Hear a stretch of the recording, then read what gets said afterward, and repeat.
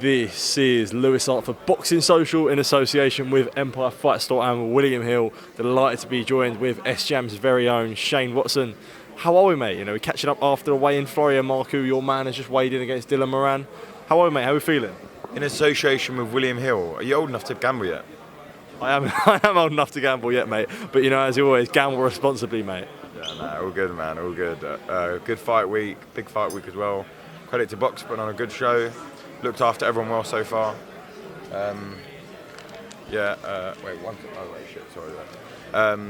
no, it's been really good. Some antics from Florian, a bit wild, but it always is a Florian Marku. Yeah, it's been really good. Yeah, excited.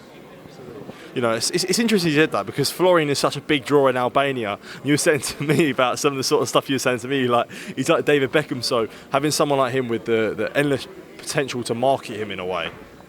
Like, literally, I was going through my message requests before you guys arrived, and it's just these random Albanians who don't know me whatsoever, just sending the most mental messages to me, and like declaring how much they love him and how he's everything to their country. It is mental. It's bewildering sometimes, but yeah, no, they're great and they will support him all the way, and there'll be tons of them in there on Saturday night. When you look now at Florian, I know he's in a tough test against Dylan Moran, but there's endless opportunities that there's big fights for him, you know what I mean? We see him and Chris Kongo going at it. They're always sort of a win tomorrow night. He could really kick on and be in some massive, massive fights. Yeah, exactly. You said massive fights, and Chris Kongo isn't one of those. But he's got the potential to fight anybody because he's got a huge name. He's got that kind of star appeal where he'll build an event and make it an event. He's got the backing. He's got the fans behind him. He's got a really attractive style that is very good, nice on the eye. He's always an exciting fight. And he's got everything that you would need, and he will take hard fights. I may be wrong here, but I don't think I am. I believe ever since he turned pro, maybe bar one fight, he's fought a guy with people with winning records, and good winning records as well. But that's not really something that you even get with Olympians, let alone someone who was not a boxer at all, come from MMA background and whatnot, yeah, but wasn't a boxing background. So, yeah, it's really impressive stuff from Florian. He deserves a lot more credit than what he gets off of the British hardcore fans. They give him a bit of a hard time, I think, because he's outspoken and loud. But a big fight today. I know Conor Benn's going to be ringside on Saturday. That's a fight that we want. I know that Josh Taylor's looking for a fight. That's a fight that we like. Adrien Broner's the #1 target. We really like that fight. He come off a decent win. Looks like he's kind of turned himself around a little bit in his private life, which is the most important thing. And he's got 1L Don King as his promoter now, so that'll be quite funny. But yeah, that's a fight. I like that fight as well. So they're the kind of fights I want now after Dylan Moran. And again, I'm not looking past Dylan Moran. I'm just saying that because as managements in their head, they've always got a plan ahead, win, lose or draw. So so they're the kind of names that we're attractive, not Chris Kongo. Why not Chris Kongo? In fairness, I like Chris Kongo. He's a good fighter. I have a lot of respect for Chris Kongo. But he's not a name. I'm just being real. He's not a big name. He has lost 50% of his last 4 fights. So he doesn't bring great value in that sense either. And it's a fight that we're not going to get paid incredibly well from. You'll get paid for in... Obviously, it's a bit private, but he's got his own, like, he does all right. But I mean, like, it just doesn't make sense in any way, shape, or form. The only fighter that could possibly even make sense for, not that he would win anyway, it would be Chris Kongo. It's just, like, I'm telling Florian, big nights, big fights and that just isn't one of them. It's a good fight, but it's none of the other things. He beats Chris Kongo, where does it put him in the world? Nowhere, because he'll be stuck in the exact same position he's in. I'm looking for big nights, big opportunities, big money for Florian, and a chance to really showcase how good he actually is. No one's even seen 10% how good Florian is yet. So let's actually see how good Florian Marku is. And I said there, do you think that you just said about one thing you did say about he gets a hard time from the British hardcore, so do you feel like sort of he gets disrespected in a way? People always sort of talk about the fight in Albania, and they think that, Dylan said that he lost that fight in Albania and things like that, so do you feel like he almost gets overlooked in a way and gets disrespected by the hardcore British boxing fans? Dylan lost to a journeyman, so I don't know why he said that, but yeah, yeah, he does. But you know what? When you're a big name, when you're a bit controversial with some of the things he says and does, which I like, by the way, you're going to get that. You're going to get backlash. Like when you want to be a high-profile name in anything you do in life, you're always going to get criticism for what you do.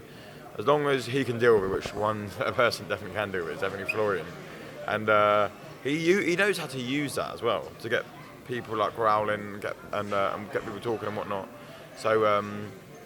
It's a really good and positive thing, really. But yeah, like, it is what it is. Like, he could knock out Conor Benn, he would still get people criticising him and whatnot, and telling him he's no good. It's just the way it will always be.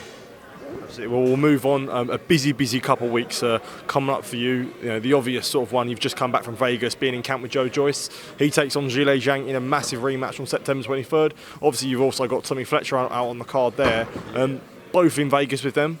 We'll start with Joe. Well, we'll start with Tommy, actually. How's everything been? How's everything been for him?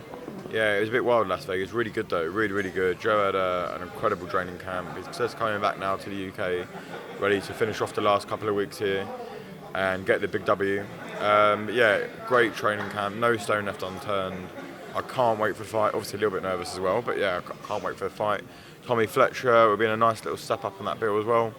Yeah, it's going to be a really positive night. So I'm really looking forward to it. Really looking forward to Joe going back into the elite level mix and being mentioned alongside of the biggest names in world boxing.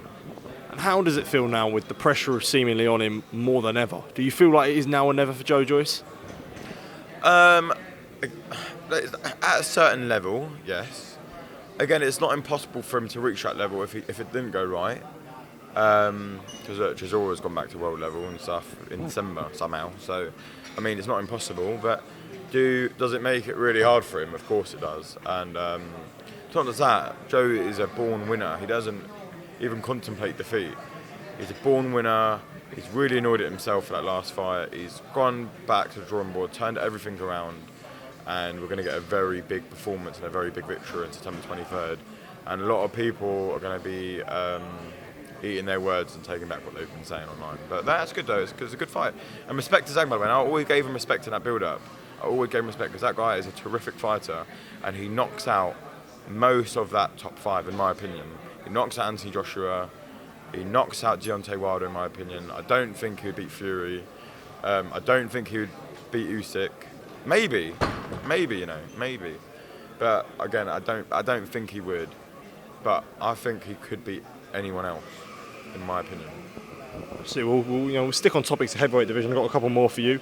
Today we saw Manuel Charr reinstated as the WBA regular heavyweight world champion. Your face says it all. When you hear things like this, how do you sort of react to it? Are we seeing a future opponent for Joe Joyce there?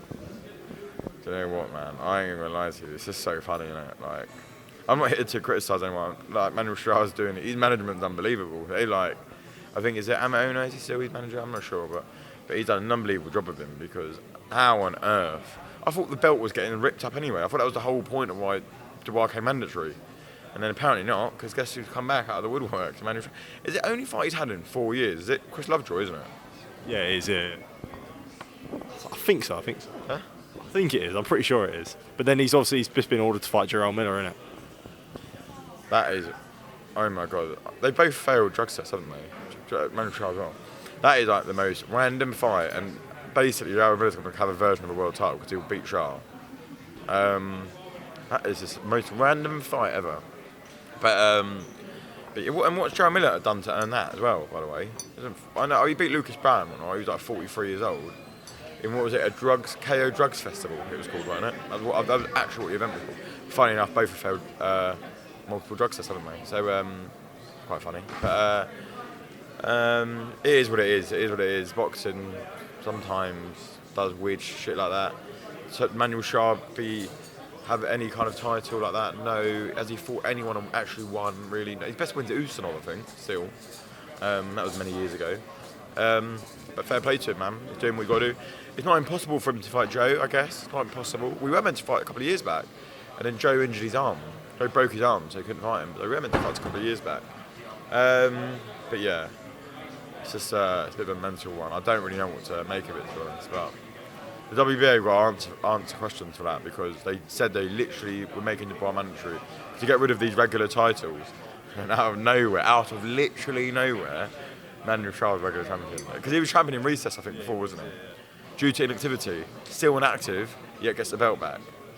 Funny, man. That's so funny. See, Shane, just want to say thank you for your time. All the best for tomorrow night. And yeah, appreciate you taking the time to speak to me, mate. Top man, thank you.